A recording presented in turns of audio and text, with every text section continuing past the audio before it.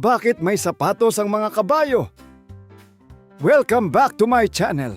Class, nakasubscribe na ba ang lahat? Ako muli si Professor Ipaliwanag ng University of Life. At sa episode na ito, aalamin natin kung bakit may sapatos ang mga kabayo. Totoo bang para lang itong sapatos ng tao? O may mas mahalagang dahilan kung bakit libu-libong taon na itong ginagamit? Tara, alamin natin dito sa The Taglish Explainer. Ang topic na ito ay mula kay Franjeric. 6-7, salamat sa suggestion mo. Kapag unang beses mong makakita ng kabayo na pinapalitan ng horseshoe o sapatos na bakal, baka isipin mong parang fashion accessory lang yon. Parang, wow, social, limited edition! Pero ang totoo, napakalaking tulong ng horseshoe sa kalusugan at kakayahan ng kabayo. Hindi ito pamporma. Isa itong napakahalagang imbensyon na ginagamit na sa loob ng mahigit 1,000 taon. Para maintindihan natin kung bakit kailangan ng sapatos ang kabayo, kailangan muna nating kilalanin ang paa nila. Ang paa ng kabayo ay may matigas na bahagi na tinatawag na hoof. Para itong kombinasyon ng ating kuko at talampakan. Matigas ito sa labas pero may sensitibong bahagi sa loob. Habang tumatakbo ang kabayo, ang hoof ang sumasalo sa buong bigat ng katawan nito. At tandaan, ang isang adult na kabayo ay maaaring tumimbang ng 400 hanggang higit 700 kilo. Isipin mo na lang na araw-araw kang may pasan na maliit na kotse. Kahit matibay ang paa mo, siguradong mapapagod ka rin. Sa kalikasan, hindi nagsusuot ng sapatos ang mga ligaw na kabayo. At hindi iyong problema dahil araw-araw silang naglalakad sa iba't ibang uri ng lupa. Mula sa damuhan at buhanginan hanggang sa malambot na lupa. Dahil dito, natural na nauupod ang kanilang mga hoof. At tulad ng ating mga kuko, patuloy din itong tumutubo habang nauupod. Ngayon, iba ang sitwasyon ng mga kabayong inaalagaan ng tao. Noong nagsimula silang gamitin sa pagsasaka, pagdadala ng mga kariton, paglalakbay at maging sa pakikipagdigma, mas madalas silang naglalakad sa matitigas na kalsada, batuhan at minsan ay putik na puno ng matutulis na bato. Mas mabigat din ang kanilang dinadala kumpara sa normal nilang ginagawa sa kalikasan. Dahil dito, mas mabilis mapudpod ang kanilang hoof kaysa sa bilis ng pagtubo nito.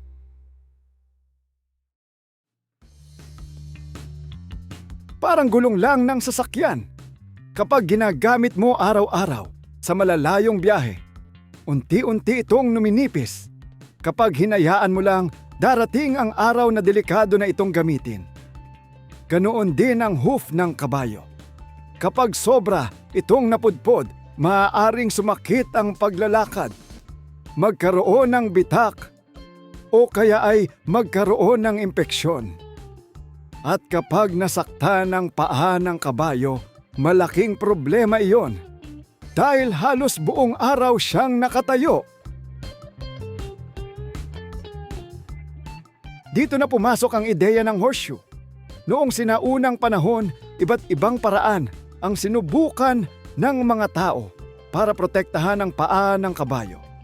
May mga gumamit ng balat ng hayop, tela, at maging mga hibla ng halaman na ibinabalot sa hoof. Pero hindi ito masyadong tumatagal. Pagsapit ng mga unang siglo sa Europe, lalo na noong Middle Ages, naging popular ang paggamit ng bakal bilang sapatos ng kabayo. Bakit bakal? Dahil matibay ito, kayang tumagal sa mahabang biyahe at mahusay nitong pinoprotektahan ang hoof laban sa mabilis na pagkasira. Mula noon, naging isa ito sa pinakamahalagang bahagi ng pag-aalaga ng kabayo. Ngayon baka may nagtatanong, Professor, hindi ba masakit kapag pinupukpok ng pako ang horseshoe? Magandang tanong iyan. At ang sagot ay, hindi, kung tama ang pagkakagawa. Ang ipinapakuan ay ang panlabas na bahagi ng hoof na wala namang nerve endings. Ibig sabihin, parang kukulang natin ito. Kapag naggugupit ka ng kuko, nasasaktan ka ba? Hindi naman. Pero subukan mong putulin hanggang laman.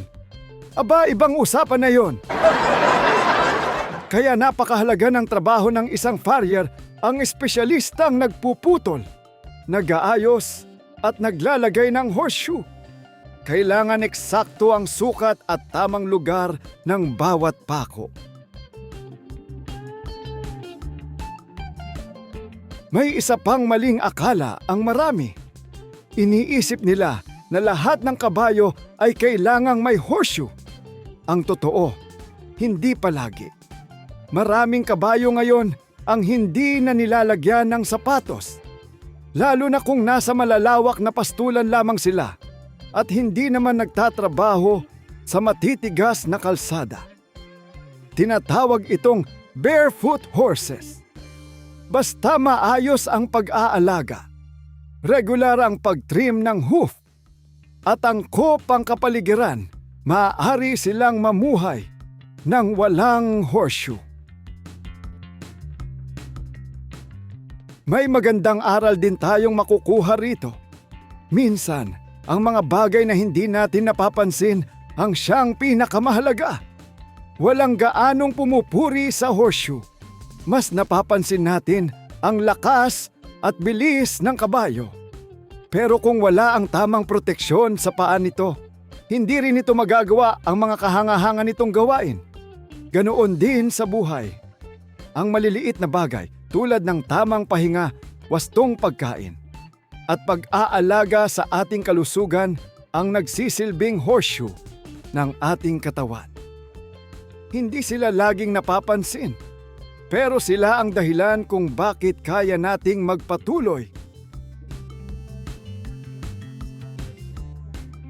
Sa madaling salita, may sapatos ang mga kabayo, hindi dahil gusto nilang maging fashionable, kundi para maprotektahan ang kanilang hoof laban sa sobrang pagkasira, masaktan at magkaroon ng mas magandang suporta habang nagtatrabaho o naglalakbay. Hindi lahat ng kabayo ay nangangailangan nito, ngunit para sa marami, malaking tulong ang horseshoe upang manatiling malusog at ligtas ang kanilang mga paa. At tandaan ninyo, class, bago kayo mainggit sa sapatos ng kabayo, isipin muna ninyo, baka mas mahal pa ang maintenance ng sapatos niya kaysa sa buong shoe collection natin.